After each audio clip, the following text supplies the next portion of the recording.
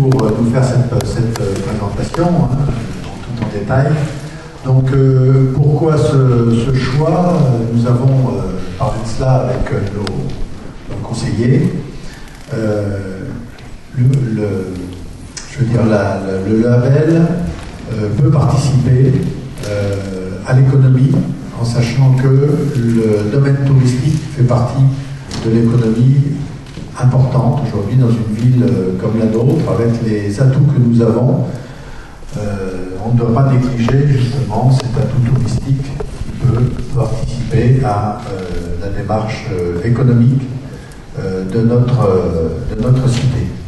Voilà, donc je voulais vous souhaiter la bienvenue à toutes et à tous pour suivre donc, ce que va nous dire M. Mazurier dans le domaine des petites cités de caractère. On a tenu à faire cette réunion publique pour vous associer, en associer le plus grand nombre, et on communiquera évidemment en plus sur le sujet donc, compte tenu de la spécificité de Ferrières et de son patrimoine. On a tenu à vous associer pour que chacun soit sensibilisé sur la démarche. Voilà, je ne vais pas être plus long. On a 10 minutes qui ont permis comme ça à chacun de pouvoir arriver pour nous écouter et pour écouter M. Mazurier. Donc je vais lui passer la parole. Voilà. Merci beaucoup et bonjour à tous. Donc moi je suis Laurent Mazurier, je suis l'animateur de l'association Petites Cités de Caractère de France, qui est l'association qui regroupe les différentes associations de petites cités de caractère qu'on a dans les départements de la région. Je reviendrai un petit peu sur notre organisation. Je suis très content d'être là ce soir parce que c'est vrai qu'on est très attaché à l'association des habitants dans les petites cités de caractère. Jusqu'à faire de l'engagement dans un traité européen qui s'appelle le traité de Faro, justement, qui dit qu'on doit avoir toujours comme objectif de rappeler que le citoyen est au cœur de la démarche, que le citoyen est au cœur du patrimoine, voire même que le premier patrimoine d'une commune, c'est sa communauté citoyenne. Et c'est vrai ce que je disais quand on a parlé avec M. le maire, une fois qu'on a dit ça, on n'a pas beaucoup de communes qui franchissent le pas à organiser comme ça des réunions d'information pour bien savoir de quoi on parle. Donc je suis vraiment ravi de pouvoir être parmi vous ce soir. Je vais vous présenter les petites cités de caractère, d'où on vient, où on est, où on essaye d'aller, ce qu'est le projet en tout cas, parce que c'est vrai qu'on a une démarche un petit peu particulière dans le domaine des labels qui visent à valoriser le patrimoine à des fins touristiques, et vous allez voir, pas que à des fins touristiques. Alors, je vais parler de marque régulièrement dans ma présentation. On a eu un gros travail quand on a remis à plat la structure juridique de la marque, et les avocats nous ont dit, vous n'êtes pas un label, juridiquement, vous êtes une marque. Donc, très souvent, on parle de marque, même si dans le langage commun, y compris avec les gens qui peuvent se revendiquer d'un label, on parle d'un label. Ne vous étonnez pas si de temps en temps on parle d'une marque, juridiquement, il s'agit bien d'une marque protégée.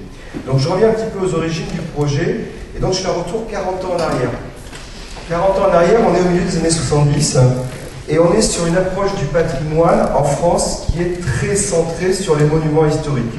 Quand on parle de patrimoine, on parle d'édifices qui sont protégés, classés au titre des monuments historiques. On est sur une compétence qui est exclusive de l'État. Seul l'État décide de ce qui est patrimoine. Et on a beaucoup de typologies de patrimoine qui sont complètement abandonnées ou délaissées. J'ai mis par exemple le patrimoine vernaculaire, le patrimoine industriel, le patrimoine urbain, le patrimoine maritime. On va avoir une personne qui pour nous va jouer un rôle clé dans notre histoire et dans notre projet, il s'appelle Jean-Bernard Vighetti. À l'époque, il est chargé de mission pour la DATAR, et justement en charge de travailler sur le tourisme en milieu rural. Et donc il se déplace à travers la France autour de cette idée, qu'est-ce qu'on peut travailler comme piste de développement pour faire du tourisme en milieu rural. Et c'est au travers de voyages, notamment autour du Massif central, dans les pourtours du Massif central, il va faire le constat de tout un pan du patrimoine qui est en train de partir un peu à volo, qui fait l'objet de peu d'intérêt aussi bien des élus que des partenaires, qui est justement ce patrimoine des petites villes, des communes qui ont été citées, qui ont été puissantes, qui ont été des grands centres administratifs, religieux, militaires, et puis les communes ont perdu leurs habitants, elles ont perdu leurs moyens, Et puis au nom du progrès, on est en train de complètement perdre cet héritage et ce capital et ce patrimoine. Donc c'est en Bretagne, comme son nom ne l'indique pas, il est originaire de Bretagne, qui va trouver un petit peu un terrain d'expérimentation et d'études pour mobiliser aussi bien les partenaires techniques, les partenaires financiers. On est au début de la création des régions, et là la Bretagne va y avoir un moyen d'affirmer une identité et une spécificité. Donc l'idée, mais également mobiliser les élus eux-mêmes, qui ne voyaient pas forcément l'intérêt de travailler sur le patrimoine. À l'époque, le tourisme en milieu urbain est quelque chose de rare et de complètement étranger. Donc ne pas perdre ce patrimoine pour en faire un levier de développement. Et on a là véritablement des piliers de notre projet, parce que un des grands axes de travail, un des grands axes du projet de publicité de caractère, c'est comment j'accompagne les communes qui ont hérité d'un patrimoine, qui est aujourd'hui en décalage avec leurs moyens, et comment je fais de ce patrimoine un levier de développement. C'est vraiment des principes fondamentaux de notre action, et comment aux côtés des élus, des habitants, je vais mobiliser des partenaires, l'architecte des bâtiments de France, le CAE, la Fondation du patrimoine, les acteurs du tourisme et de la culture, et des partenaires techniques et des partenaires financiers pour accompagner les élus et les habitants. Ça reste un des grands piliers de notre action, un des grands axes de notre projet. Pour fédérer un petit peu et pour donner du corps à ce projet, l'association de publicité de caractère, donc qui est née il y a 40 ans en Bretagne, on va travailler sur la charte. Donc ce qui lie aujourd'hui toutes les petites cités de caractère de France et de Navarre, c'est la charte. Alors la charte, la première va être créée au milieu des années 70 en Bretagne. Elle va être plusieurs fois reprise, revisitée. On le disait, on va avoir une nouvelle charte à travailler parce qu'il y a plusieurs lois qui sont passées récemment, que ce soit la loi NOTRe ou la loi sur le patrimoine, qui vont devoir, qui nous impactent directement et qui nous obligent à court terme à reprendre notre charte. Et à partir de cette première charte créée en Bretagne, on va avoir plusieurs déclinaisons dans plusieurs autres départements ou autres régions. Et ce n'est qu'en 2009, quand va être créée l'association des petites cités de caractère de France, on va uniformiser toutes ces chartes pour faire une charte unique. Donc maintenant, qui est le document de référence, le document cadre, qui lie toutes les petites cités de caractère. On a deux volets dans cette charte, on va un petit peu les détailler. 4 critères préalables que doivent remplir les communes candidates pour postuler, et ensuite une trentaine d'engagements. Alors pour nous, la notion d'engagement est fondamentale. C'est-à-dire qu'on ne se place pas dans une logique de jury qui va arriver, qui va dire bah, bien, vous avez bien travaillé, vous avez le droit à, mais beaucoup plus dans une logique d'accompagnement. Moi je dis souvent qu'une petite cité de caractère, c'est le patrimoine, mais c'est également ce que l'on fait de ce patrimoine, aussi bien les élus dans le cadre d'une politique municipale que les habitants dans le cadre de leur mobilisation sur justement comment je valorise mon patrimoine ou mes patrimoines. Donc on est beaucoup plus dans une logique d'accompagnement et pas dans une logique d'être à la fin sur la qualification d'un résultat. Un exemple très simple, on a une petite cité de caractère par exemple qui candidate il y a quelques années. Et on va visiter la commune, il y a des réseaux aériens partout dans toute la commune. On n'a absolument pas travaillé sur l'enfouissement des réseaux, il y a des fils électriques, téléphones, il y en a partout, c'est absolument dégueulasse. Ça fait partie de nous des choses qu'on regarde, parce que la valorisation du patrimoine, on commence aussi par enfouir les réseaux pour bien voir les édifices, pour bien voir les espaces. Donc on leur dit, bah, là, vous avez certes le patrimoine, mais il y a vraiment du travail de valorisation à faire. Donc on va commencer, et puis faites-nous un plan d'enfouissement de ces réseaux. Ils ont fait un plan en 3 tranches. Quand la commission est repassée quelques années après, on avait fini la première tranche, on a engagé la deuxième. Et là, ils sont rentrés dans le réseau comme petite cité de caractère. On n'attendait pas que ce soit fini, mais par contre, on était vraiment dans une logique de valorisation de travail. Et nous, c'est ce qu'on attend. Et souvent, les communes qui sortent du réseau, ce n'est pas des communes d'un seul coup, il n'y a plus de patrimoine, c'est des communes où les élus ont abandonné le projet patrimonial, ne font plus rien.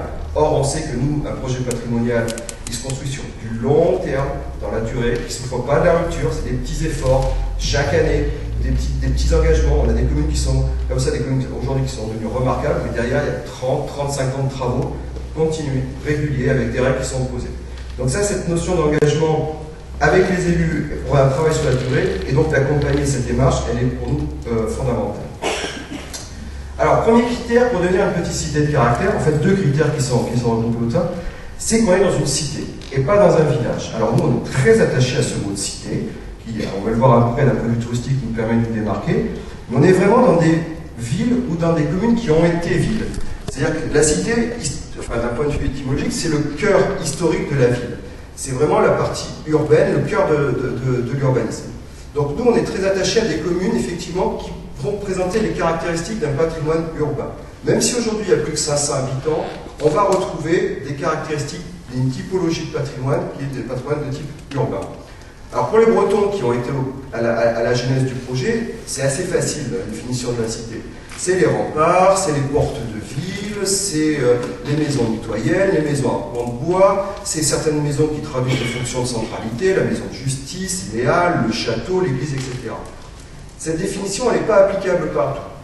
Donc, en fonction des territoires, en fonction de l'histoire architecturale, urbaine, politique, on va avoir des différences, et une petite cité de caractère en Champagne-Ardenne n'est pas forcément une petite cité de caractère en Bretagne. Je pense à Champagne-Ardenne, par exemple, parce qu'on a eu le sujet en Bretagne, est-ce qu'une cité de la reconstruction, rasée au XXe siècle, reconstruite, peut être une petite cité de caractère? Les Bretons ont toujours dit, oula, nous, s'il n'y a pas de patrimoine antérieur au XXe siècle, c'est pas une petite cité de caractère.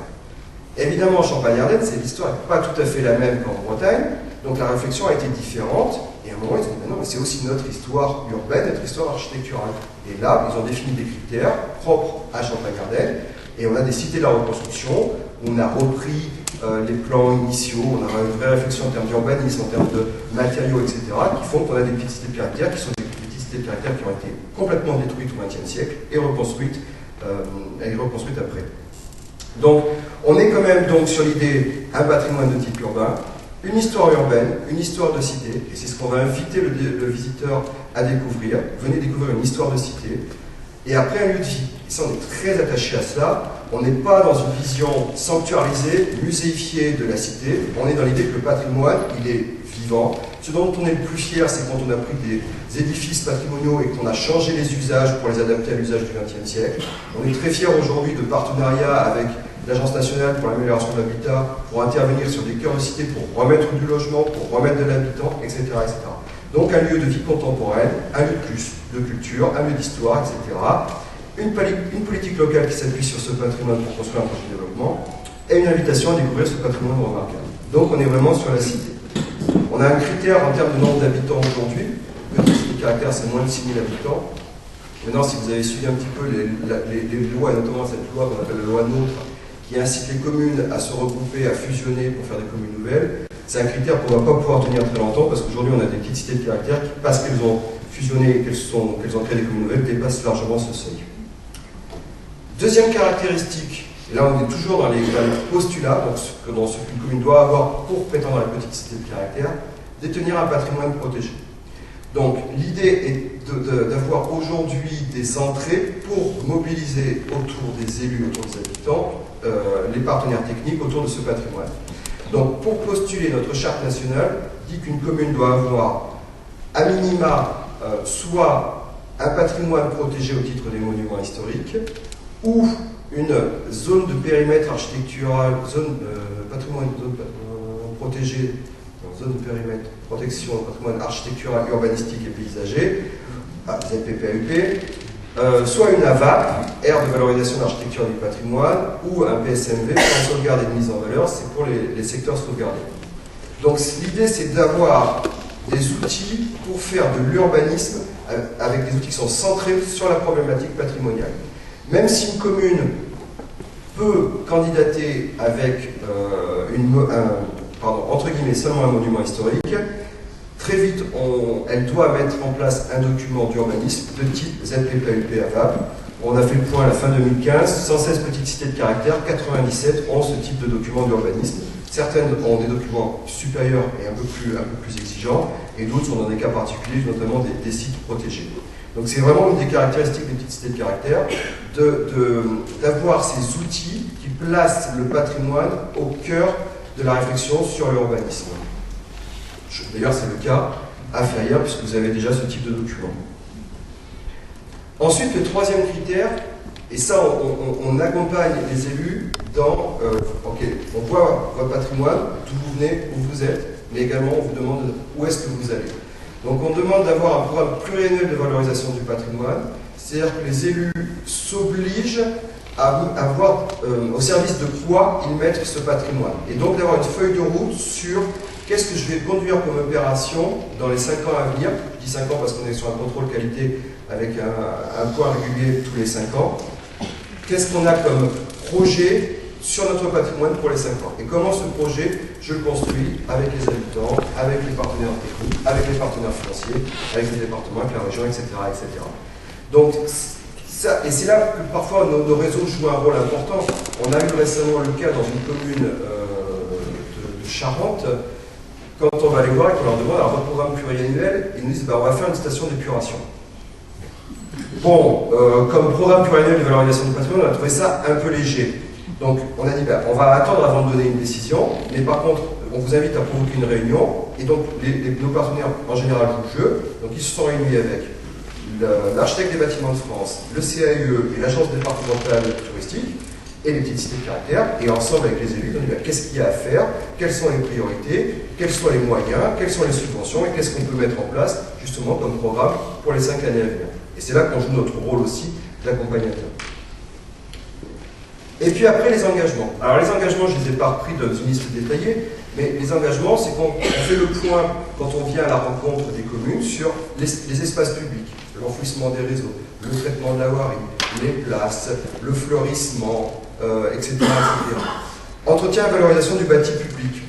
Le patrimoine public, qu'est-ce que vous en faites? Est-ce que justement, vous avez des bâtiments qui ne sont pas utilisés? Est-ce que vous avez des projets de réaffectation de ces bâtiments vers de nouveaux usages? On a plein d'exemples dans le réseau de médiathèques qui ont été construites dans des anciennes halles ou des centres de rencontres ou d'échanges qui ont été construits dans des anciennes cases, et enfin tout ce type de bâtiments. Un des derniers en date que j'ai en tête, c'est un centre culturel dans une ancienne chapelle. Entretien et valorisation du bâti privé. Alors là, c'est toujours un moment où le réseau va jouer son rôle à plein. Comment est-ce qu'on associe la population, comment est-ce qu'on associe les habitants pour qu'ils soient acteurs de ce projet patrimonial? Qu'est-ce qu'on a comme outil? On en a plein, on a énormément de retours d'expérience, et ça va de comment je travaille avec la Fondation du patrimoine, comment je mets en place des ateliers avec le CAUE, comment à un moment je mets en place des carottes financières au niveau communal ou intercommunal pour bonifier certaines interventions, comment à un moment je vais me battre pour qu'il y ait des subventions départementales ou régionales pour que également les propriétaires puissent bénéficier de... Voilà, on a énormément d'actions comme ça pour associer l'ensemble des habitants et travailler avec eux sur le bâti privé. Ça passe aussi à des campagnes d'information sur les énergies renouvelables, sur le fleurissement, etc., etc. On a, par exemple, tout simplement sur la diffusion de l'information, des communes qui ont organisé des réunions comme celle-ci avec la Fondation du patrimoine pour bien expliquer qui fait quoi. Là, il y a beaucoup d'actions qui sont conduites autour de cet aspect-là. Donc ces 3 premières familles d'engagement concernent le patrimoine. Les 2 suivants concernent l'accueil du public et l'animation. Parce qu'à un moment, quand on parle de label, on parle de communication. Et donc, à un moment, on dit, voilà, venez chez nous, vous y trouverez du patrimoine. Donc, dans notre charte, on dit, d'accord, mais il faut directement à la commune un office de tourisme, de la restauration, de l'hébergement, des circuits de découverte, des animations, etc., etc. Donc, toute une série d'engagements en faveur de l'accueil du public. Et puis, parce que ça, c'est quelque chose également qui nous tient à cœur, on veut absolument que les petites cités de caractère portent le message d'un patrimoine vivant, d'un patrimoine animé. Donc, qu'est-ce que l'on fait en matière d'animation? Comment on le fait vivre? Qu'est-ce qu'on a comme politique pour attirer ou pour favoriser l'accueil des artisans, des artistes, des artisans d'art, pardon, des artistes? Qu'est-ce qu'on a également comme lieu d'exposition, comme politique d'exposition? Donc, autant de choses qui vont être au service de l'animation de la cité. Alors, il y a un chat à la gorge. Aïe, le bateau. 2 statuts pour les communes. Donc, les commissions, et on a dans le réseau 2 statuts pour les communes. Donc, alors, la procédure, elle est toujours la même. La commune candidate. Nous, on ne force jamais la main. On répond à des candidatures. Si la commune est intéressée par tout ce que je raconte, à ce moment-là, il faut faire un acte de candidature. Le dossier de candidature, on le reçoit, on les titille, et on vient à la rencontre de la commune pour faire le point sur son projet patrimonial, ce qui a été fait, ce que l'on veut faire, de quel patrimoine on parle, etc. Et la commission elle refuse la candidature, mais j'en parle même pas. Sinon, elle a 2 statuts. Donc homologable, ça veut dire qu'on reconnaît qu'on est dans une petite cité de caractère, que le patrimoine est là, mais il y a encore du travail à faire, soit sur le volet patrimoine, soit sur le volet touristique, soit sur les deux. Donc à ce moment-là, la commission donne des objectifs à la commune et des objectifs à 1 an, 2 ans, 3 ans. Donc, pour franchir la marche et devenir petite cité de caractère, voilà, il faut quand même travailler là-dessus. Souvent, une marche importante à franchir, c'est justement ce document d'urbanisme, la ZPPP ou là-bas. Ça vous arrive régulièrement de dire, vous avez tout, mais il manque ce document d'urbanisme et on y tient. Donc c'est souvent la marche à franchir pour la commune. Homologué, on est dans une petite cité de caractère, au niveau patrimonial. Et évidemment, les travaux se poursuivent. C'est vraiment un travail de longue haleine. On n'arrivera jamais en disant ah ben voilà, c'est fini. Mais on fait des recommandations. Alors, on a vu ça, on vous invite à travailler sur tel ou tel sujet. Et là, donc la commune est autorisée à signer le contrat de licence de marque et donc à afficher le fait qu'elle est petite cité de caractère. Et on est sur un contrôle qualité à 5 ans. Donc voilà rapidement pour présenter un petit peu le cœur du projet patrimoine. Donc ça c'est vraiment le premier pilier. Le deuxième pilier c'est la marque touristique. Donc on est sur une marque protégée. Déposée à l'INPI, c'est une protection au niveau national. Déposée au niveau OHMI, c'est une protection au niveau européen. C'est pour ça qu'on met le petit R après après caractère pour indiquer qu'on est sur une marque protégée. Et donc au bout de la procédure, il y a la signature d'un contrat de licence de marque avec la commune. Et dans ce contrat de licence de marque, on a notamment quelques règles d'utilisation de la marque autour d'une charte de qualité, une charte graphique et quelques règles par rapport à un règlement intérieur de l'association. Jusque en milieu des années 2010, on était sur des stratégies de marque qui étaient différentes d'un territoire à l'autre. Chacun avait sa stratégie de marque. Vous aviez le logo des petites cités de caractère de Bretagne, le logo des petites cités de caractère des Pays de la Loire, et chacun avait ses formats, ses chartes graphiques, etc. Et on était sur des réseaux, quelques réseaux, je vous montrerai après la carte, mais essentiellement quelques réseaux régionaux. On a eu, au début des années 2000, de plus en plus de demandes de communes à travers la France pour rejoindre et pour devenir petite cité de caractère. Et au milieu des années 2000, donc face à ces demandes, on a décidé de créer l'association nationale. On a décidé de créer la même charte, mais on restait encore sur des chartes différentes. En 2013, à l'occasion de notre Assemblée générale, là on a eu un grand virage stratégique qui a été de dire, dorénavant, toutes les petites cités de caractère sur la même identité graphique. D'abord sur le même logo, donc aujourd'hui c'est le même logo pour toutes les petites cités de caractère de France et il y en a, celui que vous avez à l'écran. Et puis, les mêmes panneaux d'entrée de ville, qui sont les mêmes. Et on est en train de travailler aujourd'hui, en 2016, sur une charte graphique pour avoir tous ces documents qui sont réalisés soit par les communes, soit par les réseaux, soit par les départements, sous la même charte graphique. Donc ça, c'est notre chantier actuellement, pour avoir une unité. Et on s'inspire beaucoup de ce qui a été fait notamment dans les villes d'art et d'histoire. Quand vous arrivez dans une ville d'art et d'histoire, vous avez des documents, vous savez tout de suite que vous êtes dans une ville d'art et d'histoire. Ben, c'est un petit peu cette idée que l'on voudrait, même si chaque commune peut affirmer ses spécificités, à un moment qu'elle affiche le fait qu'elle fait partie d'un réseau. Ce qui explique, je vous ai ramené quelques petits documents, ce qui explique notamment que dans celui de la Bretagne, qui est un très très beau document qui est diffusé sur les salons, et vous trouverez l'ancien logo, parce qu'ils sont en train d'écouler leur stock de documents avant de mettre une nouvelle génération de documents de promotion avec le même logo. Sinon, après, sur les deux zones qui sont pour les Pays de la Loire et Poitou-Charentes, vous avez maintenant une maquette commune et ce logo des petites cités de caractère de France. Donc d'avoir d'avoir comme ça une unité affichée dans les documents de promotion et de communication, et puis un site internet qui présente l'ensemble du réseau. Donc on est vraiment sur une marque touristique petite cité de caractère de France, et avec ce que je disais, par rapport à cette promesse de la marque, l'idée de dire venez chez nous, vous allez avoir un patrimoine remarquable, vous allez avoir un patrimoine animé, valorisé, avec proposer à votre découverte. Et puis de plus en plus, on insiste avec les communes sur l'idée de dire vous allez avoir un patrimoine à l'échelle humaine, vous allez vivre une expérience. Et on va de plus en plus travailler avec les communes sur cette idée de dire il ne faut pas non plus qu'un visiteur qui fasse deux petites cités de caractère, il nous dise une fois qu'on les a toutes vues, qu'on en a vu une, on les a toutes vues. Donc l'idée vraiment d'affirmer que chacune affirme ses spécificités et affirme ses différences. Donc petite cité de caractère, mais c'est pas non plus un produit standard, c'est bien à un moment l'idée de dire nous on a une histoire urbaine comme les autres, mais par contre notre histoire arménienne à nous, et bien voilà ce qu'elle raconte, et voilà ce qu'on va travailler, voilà ce qu'on va développer. Donc on est en train de travailler sur une réflexion sur qu'est-ce que le tourisme en identité de caractère, et l'idée de dire on doit être vraiment sur la recherche d'un équilibre. On est aujourd'hui dans un projet de coopération avec la Chine. Quand on est allé en Chine l'année dernière, on a fait un tabac justement sur cette idée de dire nous on cherche l'harmonie, on cherche l'équilibre entre je cherche à attirer et à satisfaire mes habitants, je cherche à attirer et à satisfaire mes commerçants, je cherche à attirer et à satisfaire des visiteurs, entre l'économie résidentielle, l'économie productive, l'économie touristique. Et vraiment être dans un équilibre entre ces trois-là. On en parle un petit peu, on a quelques communes aujourd'hui qui ont trop poussé le curseur des petites cités, le curseur touristique. Des communes comme Locronan, par exemple, qui est en Bretagne, qui est très connue, c'est un peu un parc d'attraction aujourd'hui. Les habitants ne s'y retrouvent pas. C'est pas ce qu'on cherche. Une commune comme Rochefort-en-Terre, c'est un peu un parc d'attraction aussi. C'est pas ce qu'on cherche. Nous, on cherche véritablement à ce que tout le monde se retrouve pour pas à un moment qu'un déséquilibre tue les autres aspects de l'économie de la cité. De ce réseau qui est essentiellement régional, aujourd'hui on a un réseau qui devient national. Donc on est sur 2013, ce changement de cap avec l'idée d'avoir une stratégie commune pour toutes les petites cités de caractère, d'avoir des éléments de communication.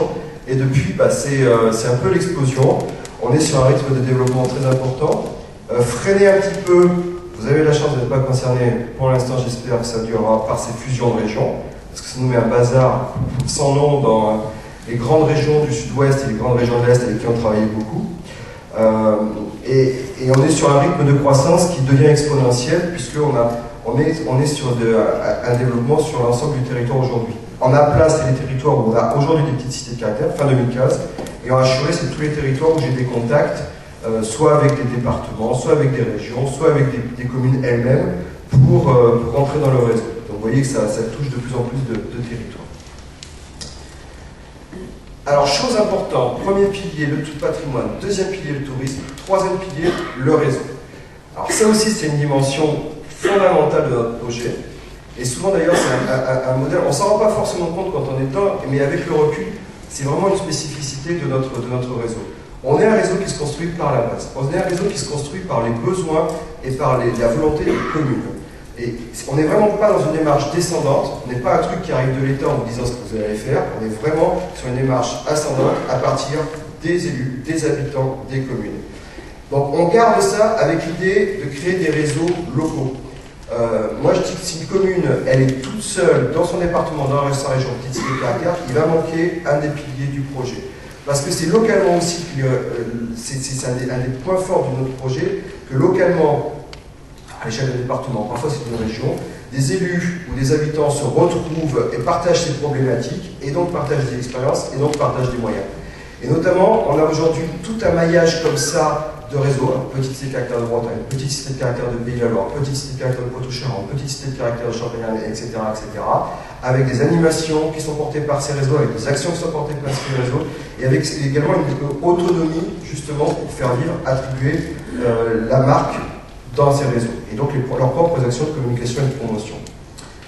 Et à partir de là, tous ces réseaux sont autant de visiers d'action et d'expérimentation. Alors je vais devancer une question, parce que je n'ai pas fait une diapositive là-dessus sur le combien ça coûte. Le combien ça coûte, vous avez une part pour les communes, une cotisation qui est basée sur le nombre d'habitants, pour l'association nationale, pour le réseau des réseaux. Jusqu'à présent, elle était de 20 centimes par habitant. Elle va augmenter un peu, je pense, dans les années à venir, puisqu'on va mettre une part forfaitaire. Mais en gros, on est sur cette base-là. 20 centimes d'euros par habitant, plus 200 euros de forfait. Si vous faites le calcul, on est à moins de 1000 euros pour une commune comme Ferrières. Ça, c'est la cotisation pour l'association nationale qui porte tous ces projets au niveau national. Mais après, une autre part de la cotisation, et là, elle est très, très, très variable, c'est localement, à l'échelle des réseaux régionaux ou départementaux, qu'est-ce que les élus qui se mettent ensemble, se regroupent et mutualisent, souhaitent faire comme action. Et là, tout ce que je vous présente, forcément, il y a des coûts, et ces coûts, ils sont très, très, très variables d'un territoire à l'autre, à partir des projets que l'association demain de petites cités de caractère du Loiret, du Centre, du Val-de-Loire, de Sologne, je ne sais pas, mettra en place, donc pourra mettre en place ce type d'action. Alors les actions, par exemple, qui sont mises en place dans ces réseaux, en Pays de la Loire, par exemple, c'est l'association des petites cités de caractère des Pays de la Loire qui porte l'organisation de permanence d'architectes de conseil dans les communes. Une fois par mois, et ça depuis des années, un architecte du patrimoine fait une permanence dans toutes les communes des petites cités de caractère, à la disposition des particuliers ou de la commune pour les accompagner dans leur démarche sur comment je travaille avec les ZPPUP, comment à un moment je travaille sur mon projet, sur mon permis de construire, etc. etc. Donc ça évidemment il y a le soutien du conseil régional qui est assez important derrière ça, mais c'est une action qui est vraiment portée par les petites cités de caractère, fort du constat à un moment, il y avait vraiment un travail de fond qui était à conduire sur les petites cités de caractère. Et avec l'architecte du patrimoine qui fait ses permanences, à chaque fois qu'on va faire une commission au Pays de la Loire, quelques semaines auparavant, l'animateur des petites cités de caractère du Pays de la Loire et l'architecte du patrimoine font le tour de la commune avec un appareil photo et ils font le point de tout ce qu'ils voient comme point noir. Un portail, un crépi, des arbres mal taillés, etc., etc. Et ils présentent ça ensuite à la commission. Voilà tous les points noirs qu'on a repérés. Et ensuite, les communes font un travail avec les habitants en disant, ben voilà, un regard extérieur sur notre patrimoine, voilà tout ce qui relève. Et à partir de là, on met en place des actions. Donc ça, c'est un gros travail de fond qui est fait en Pays de la Loire, qui était fait également en Poitou-Charentes. Alors là, avec la nouvelle région, c'est un peu mis en pause. Beaucoup de documentation, de sensibilisation, fait en Deux-Sèvres, fait également dans la Sarthe, toute une série de documents qui ont été faits. Comment intervenir sur le patrimoine? Alors ça, c'est le document qui a été fait en Deux-Sèvres, donc action réalisée par Petite Cité de caractère de Deux-Sèvres. Celle-ci était à destination des commerçants. Comment je travaille sur mes vitrines, mes enseignes, mes commerces. Celle-ci était faite à destination des habitants. Comment je fais des économies d'énergie dans le bâti ancien. Et celle-ci était faite par exemple à destination des professionnels. Comment je travaille une couverture et une zinguerie dans une petite cité de caractère sur des bâtiments traditionnels. On a également beaucoup de réseaux qui ont acheté des plans cavaliers. Bretagne, Poitou-Charentes, Champagne-Ardenne est en train de s'y mettre. Ce sont des plans en trois dimensions qui sont réalisés à partir du cadastre. Donc ça, c'est des exemples comme ça donc de dessins qui sont faits. Et à partir de ces documents, on peut faire du tourisme. On s'en sert après pour faire des parcours de découverte, des parcours d'interprétation. On s'en sert également pour faire de l'urbanisme. C'est beaucoup plus facile quand on a une enquête publique, si on peut matérialiser sur un plan comme ça en 3 dimensions, des problématiques ou des interventions sur certains secteurs. Et là, en Bretagne par exemple, on a été sur un montage financier où le réseau breton a réussi à avoir de l'argent de l'État. Voilà. De l'argent de la région, de l'argent du réseau, ça n'a quasiment rien coûté aux communes. On a été sur des budgets de 1 000 à 2 000 euros pour les communes pour la réalisation de ces outils-là. Des documents de promotion, alors ça je vous en ai ramené quelques-uns, mais on a aujourd'hui des documents de promotion qui sont réalisés à l'échelle de la commune, à l'échelle du département, à l'échelle de la région, et sur la région, notamment sur celui qui est à l'écran, on est aujourd'hui dans de plus en plus de régions sur des documents partagés avec les villes d'art et d'histoire. L'idée est de faire la promotion du patrimoine urbain dans sa globalité à l'échelle d'une région, et donc de faire la promotion des petites cités de caractère et des villes d'art et d'histoire. Et on incite de plus en plus aussi à des regroupements de petites cités de caractère à des échelles, alors parfois c'est du pays, parfois c'est des grandes communautés de communes, pour mettre en place des actions de promotion, de communication et d'animation, toujours ce souci de valoriser et d'animer les petites cités de caractère. Très belle opération, toujours ce souci d'animer.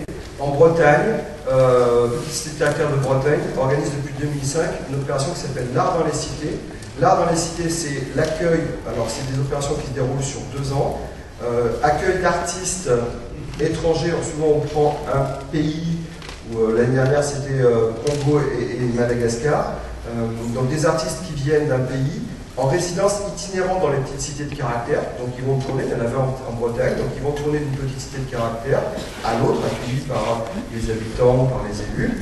Ils vont peindre ou dessiner la petite cité de caractère, et de ces productions va sortir une exposition qui ensuite va tourner elle-même dans les petites cités de caractère. Donc on a comme ça maintenant plusieurs expositions qui circulent et qui permettent d'avoir des regards, c'est toujours très très intéressant, d'avoir des regards d'artistes chinois, japonais, tchèques, congolais sur le patrimoine, sur les petites cités de caractère. C'est toujours un autre regard sur le patrimoine, patrimoine matériel, patrimoine immatériel également.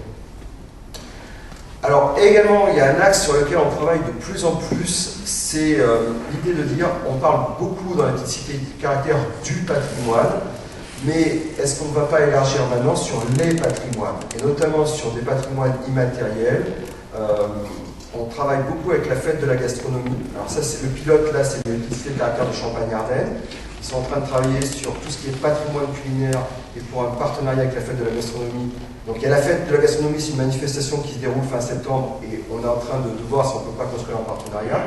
Mais au-delà de ça, dans une petite cité de caractère, je valorise également tout ce qui est patrimoine culinaire. On est également dans un programme européen aujourd'hui qui s'appelle Village et Cité de Tradition. Et derrière cela, il y a l'idée de dire, est-ce qu'on n'a pas des savoir-faire et des métiers aussi à ne pas perdre parce qu'ils peuvent être support à développement économique. Et on a également beaucoup notamment avec le Pays de la Loire qui est très engagé sur un programme sur le patrimoine immatériel autour de tout ce qui est culturel, tradition orale, etc., etc. Donc de plus en plus, je pense que notre nouvelle charte, quand on se mettra à travailler dessus, on ouvrira en partant du patrimoine vers les patrimoines, et pour qu'une petite cité de caractère soit un endroit où on valorise son histoire de cité, ça restera le cœur de notre projet, mais également tous ces patrimoines qui ont fait aussi ce qu'est la cité et la communauté citoyenne.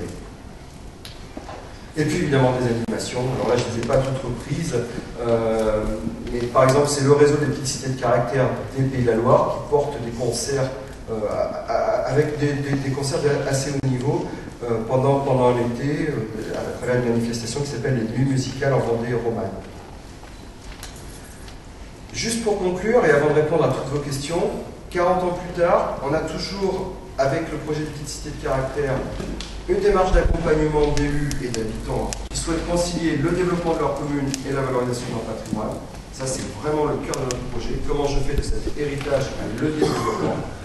Et puis de plus en plus, et là on est en train de la construire, on est en train de travailler dessus, une marque touristique avec une promesse patrimoine remarquable, valorisé, animé, et pour moi un maître mot patrimoine plus vivant.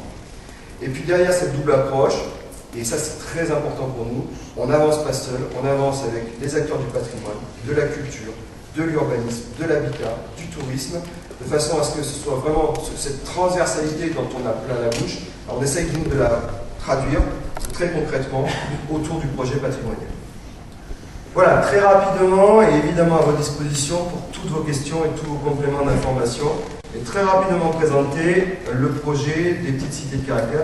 Nous, on est un peu comme les communes. On sait à peu près où on est, on sait d'où on vient, et voilà, esquisser également